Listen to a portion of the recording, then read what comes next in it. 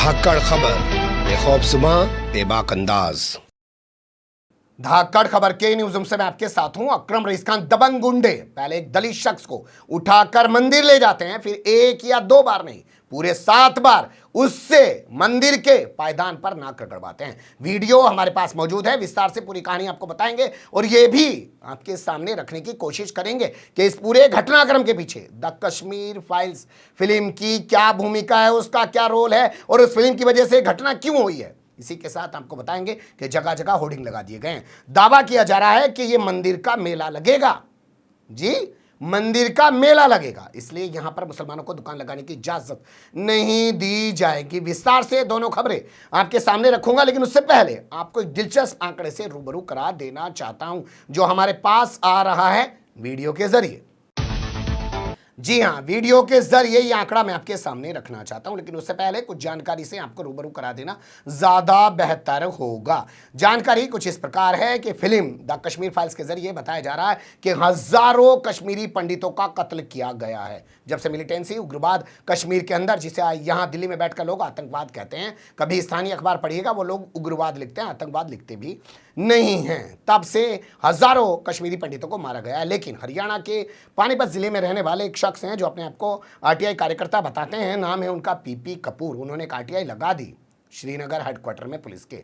वहां से उनके पास जो जानकारी आई वो जानकारी बहुत ही ज्यादा चौंकाने वाली है। उस जानकारी में बताया गया कि अब तक 1990 से जब ये मिलिटेंसी शुरू हुई तब से लेकर अब तक 1734 लोग मारे गए हैं। कितने? 1734 लोग मारे गए हैं। उनमें से महज कश्मीरी पंडितों की जो तादाद है वो है 85, यानी 5%। इसके अलावा 1600 से ज्यादा जो लोग मारे गए हैं उसमें मुसलमान हैं, सिख हैं या अन्य जाति के हैं। पीपी कपूर की जबानी पूरी कहानी सुन लीजिए। कश्मीर में जो कश्मीरी पंडितों का सवाल है, उनके पलायन का सवाल है, इसको लेकर हमने वहां पर आरटीआई लगाई थी कश्मीर प्रशासन को। तो वहां से बड़ी चौंकाने वाली सूचना मिली है। अभी डीएसपी हेडक्वार्टर कश्मीर ने हमारे को सूचना दी है आरटीआई में कि जब से 1990 से वहां पर मिलिटेंसी हुई है, आतंकवाद हुआ है, तो वहां पर कुल 1724 लोग मारे गए हैं। इनमें से मात्र 89 लोग ही जो है कश्मीरी पंडित थे, यानी कि सिर्फ मरने वालों में से 5% ही कश्मीरी पंडित मारे गए, आतंकवाद के शिकार हुए। बाकी जो थे 1635 लोग वो स्थानीय कश्मीरी मुसलमान और जो कुछ संख्या में सिख लोग थे। इसके अलावा हमारे को एक ये भी चौंकाने वाली सूचना मिली है, relief and rehabilitation commissioner Jammu ने हमारे को सूचना दी है कि पिछले 31 सालों में 1990 से लेकर आज तक कुल 1,54,161 लोगों ने पलायन किया है। वहां से छोड़कर चले गए अपने घर बार को। और इनमें से जो है पलायन करने वालों में से सर्वाधिक 88%, 1,35,426 लोग जो थे वो कश्मीरी पंडित थे।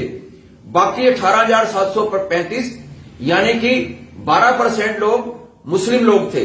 तो इससे ये खुलासा होता है कि जिन लोगों ने, मुस्लिम लोगों ने या कुछ सिख लोगों ने सर्वाधिक कुर्बानियां दी आतंकवाद के खिलाफ लड़ते हुए, उन्होंने पलायन नहीं किया। ये पलायन उन्होंने किया जो कम संख्या में मारे गए। और ये सारा हुआ आरएसएस बीजेपी के झूठे एजेंडे से। उससे स्पष्ट है कि इन्होंने, आरएसएस बीजेपी ने कश्मीरी पंडितों को अपनी वोट की राजनीति का मोहरा बनाया, नफरत की राजनीति का मोहरा बनाया और हकीकत में इनके लिए कुछ नहीं किया। हमने ये भी पूछा था आरटीआई में कि हमें ये बताया जाए कि जो लोग पलायन करके गए हैं वहां से कश्मीरी पंडित व अन्य लोग, इनमें से कितने लोगों को दोबारा घर वापसी कराई गई है, उनको वहां पर बसाया गया है। 7 महीने हो गए हैं, हमें अभी तक जो है कश्मीर प्रशासन ने, मोदी सरकार ने कोई सूचना नहीं दी। हम इस खुलासे के माध्यम से मांग करना चाहते हैं कि जो आरएसएस बीजेपी का दुष्प्रचार है पूरे देश के अंदर, नफरत की राजनीति है, उससे लोग सावधान रहें। और वहां के जो मुस्लिम लोग जो है कश्मीर के, जो इतनी बहादुरी से आतंकवाद का मुकाबला कर रहे हैं, जिनका कहीं जिक्र नहीं है, सिर्फ कश्मीरी पंडितों को आगे रखकर उनको मोहरा बनाकर वोट की राजनीति आरएसएस बीजेपी खेल रहे हैं, इससे लोग सावधान रहें और इन सभी लोगों के जो पलायन किया है उनको वहां पर स्थापित किया जाए। सुन लिया आपने, पीपी कपूर ने बाकायदा आरटीआई डाल के ये जानकारी निकाली। वो बता रहे हैं पूरे मामले को लेकर किस तरीके के आंकड़े कश्मीर पुलिस ने जारी किए हैं, इस खबर को टाइम्स ऑफ इंडिया, टेलीग्राफ और कई बड़े अखबारों ने भी छापा है। उन अखबारों ने विस्तार से कुछ और चीज़ें भी छापी हैं, वो भी मैं आपके सामने रखना चाहता हूं। जैसे इन तमाम बड़े अखबारों में ये एक फिगर जारी की गई है, उसमें दावा किया गया है कि फिल्म का जो डायरेक्टर अग्निहोत्री वो कह रहा है कि 4000 कश्मीरी पंडित मारे गए उसके हिसाब से। इसके अलावा जो एक संगठन बना हुआ है कश्मीरी पंडितों का, जिसका नाम बताया गया कश्मीरी पंडित संघर्ष समिति, उसके मुताबिक 650 कश्मीरी पंडित मारे गए थे। इसके अलावा आरएसएस पब्लिकेशन ने 1991 में एक रिपोर्ट जारी की थी, उसके मुताबिक 600 कश्मीरी पंडित मारे गए थे। विवेक अग्निहोत्री कितने बता रहा है? 4000। और 650 कौन बता रहा है? जो कश्मीरी पंडितों का संघर्ष समिति है। और आरएसएस का पब्लिकेशन कितने बता रहा है? 1991 में आंकड़ा जारी करके 600। और उसके बाद गृह मंत्रालय क्या कह रहा है, यानी जो अमित शाह का गृह मंत्रालय है, 219। ये तमाम आंकड़े छापे हैं। इन आंकड़ों को प्रशांत भूषण और तमाम लोगों ने जारी किया है। और जारी करने के बाद सवाल उठाया है कि आखिर इस फिल्म में इतना बड़ा कत्लेआम नरसंहार दिखाकर लोगों के दिमाग में नफरत भरने की जो कोशिश की जा रही है वो असल में एक झूठ के दम पर की गई है। ज्यादा लोग कौन मरे हैं, कम लोग कौन मरे हैं, ये तक इस फिल्म में नहीं बताया जा रहा है, लेकिन नफरत का बाजार गर्म किया जा रहा है। अब आपके सामने वो तस्वीर जो आ रही है दलित युवक से जुड़ी हुई, ये तस्वीर सामने आई है राजस्थान से। राजस्थान का एक जिला है अलवर। अलवर जिले का एक इलाका है बहरोड। ये वही इलाका है जहां पे पहलू खान को मौत के घाट उतार दिया गया था। इस इलाके का एक गांव है गोकलपुर गांव। वहां पे एक मंदिर बताया जा रहा है जिसका नाम बताया जा रहा है ठाकुर जी का मंदिर। उस मंदिर में एक दलित शख्स को उठा के ले जाया जाता है और वहां के पायदान पर 1 या 2 बार नहीं 7 बार नाक रगड़वाई जाती है। पहले तस्वीरें देख लीजिए, फिर आगे क्या हुआ वो बताऊंगा।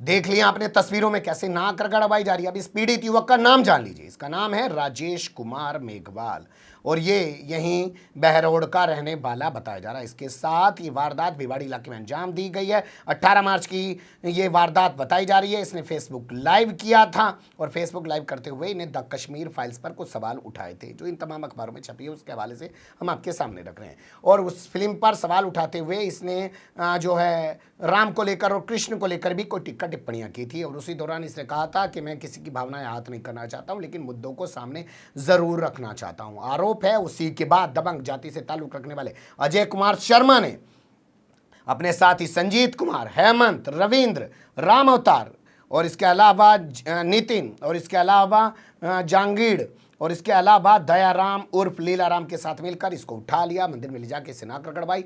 अब पुलिस कह रही है कि उन सब के खिलाफ एक्शन ले लिया गया, एफआईआर दर्ज कर ली गई है। सुन लीजिए पुलिस अधिकारी की जबानी।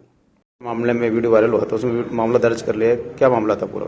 हाँ, ये राजेश कुमार मेघवाल ने एफआईआर दर्ज करवाई है कि कोई मोबाइल पर कन्वेंट डालने की बात को लेके और वहाँ के कुछ लोगों ने मेरे को मोबाइल से धमकियां दी और मुझे मंदिर में बुलाया और मेरे से माफी मंगवाई और मुझे जाति सूचक शब्दों से अपमानित किया। इस संबंध में एफआईआर दर्ज कर ली गई है और श्रीमान सीओ साहब द्वारा अनुसंधान किया जा रहा है। तो कितने लोगों के खिलाफ मामला दर्ज हुआ? नामजद तो 6-7 हैं, बाकी अन्य लोग। सुन लिया आपने, टीका टिप्पणी करने पर क्या अत्याचार किया जा रहा, नाक रगड़वाई जा रही है। हालांकि इसको मारा नहीं है, वरना इसकी लिंचिंग करके इसको मौत के घाट भी उतार देते। सोच रहे होंगे कि हाँ भाजपा की सरकार नहीं हो सकता है, भाजपा की सरकार वहां पे होती तो इससे भी ज्यादा बुरा परिणाम इस शख्स को भुगतना पड़ सकता था। अब बात कर लेते हैं मंदिरों के बाहर लगाए गए होर्डिंग्स की। ये खबर कर्नाटक से सामने आई है, उसी कर्नाटक से जहां हिजाब को लेकर पूरा बवाल मचाया जा रहा है। कुछ लोग कह रहे हैं कि हिजाब के फैसले के बाद जिस तरीके से मुस्लिम कम्युनिटी ने विरोध प्रदर्शन किया है, बाजार बंद किए हैं, दुकानें बंद रखी हैं, उसके चलते फैसला लिया गया है और कहा गया है कि जहां पर हिंदुओं के मंदिर हैं वहां मेले लगते हैं और उन मेलों में मुसलमानों को दुकान लगाने की इजाजत नहीं दी जाएगी। लेकिन पर्दे के पीछे से कुछ लोग ये कह रहे हैं कि असल में द कश्मीर फाइल फिल्म के जरिए जो नफरत का माहौल पूरे देश के अंदर फैल रहा है वो जिम्मेदार है इस पूरी घटना के लिए। कर्नाटक का पुत्तूर एक इलाका बताया जाता है और वहाँ पे महामंगलेश्वर मंदिर है और उस मंदिर में सालाना जो है वार्षिक मेला लगता है और उस मेले में मुस्लिम कम्युनिटी के लोग भी दुकानें लगाते हैं। अब यहाँ जगह जगह होर्डिंग्स लगा दिए गए हैं कि उनको दुकानें नहीं लगाने दी जाएंगी। ये कोई पहला मौका नहीं है कि पुत्तूर इलाके के अंदर इस तरीके की वारदात गैर मुस्लिमों के साथ या यूँ कहें कि मुस्लिम कम्युनिटी के साथ की जा रही है। इससे पहले 1.5-2 महीने पहले की बात है, एक खबर सामने आई थी जिसमें बताया गया था कि मुसलमानों को मंदिरों की पार्किंग में कार पार्क करने की इजाज़त नहीं दी जाएगी। बता दें आपको, ये वो मंदिर हैं जिनका रखरखाव प्रशासन के जिम्मे है। साउथ कन्नड़ का ये इलाका पड़ता है पुत्तूर, और पुत्तूर की घटना भी की है जहाँ पे मेले के लिए होर्डिंग लगाए गए हैं, मुसलमानों को दुकान नहीं दी जाएगी। वहीं पर ये 12वीं शताब्दी का मंदिर है जिसे महामंगलेश्वर मंदिर बताया जाता है, और उसकी पार्किंग में गैर मुस्लिमों के कार पार्क करने पर रोक लगा दी गई है। तो नफरत किस तरीके से आगे बढ़ रही है वो आपके सामने रख दी। अच्छा बुरा जो भी लगाओ, कमेंट्स के रूप में आप लोग अपनी राय दे सकते हैं। खबर को लाइक कर सकते हैं, चैनल को सब्सक्राइब कर सकते हैं, ज़्यादा से ज़्यादा हमारी खबरों को शेयर कर सकते हैं। फिर ऐसे ही किसी सुलगते हुए या उलझते मुद्दे लेकर मैं आपके सामने होऊंगा हाजिर। फिलहाल अभी मुझे दें इजाज़त।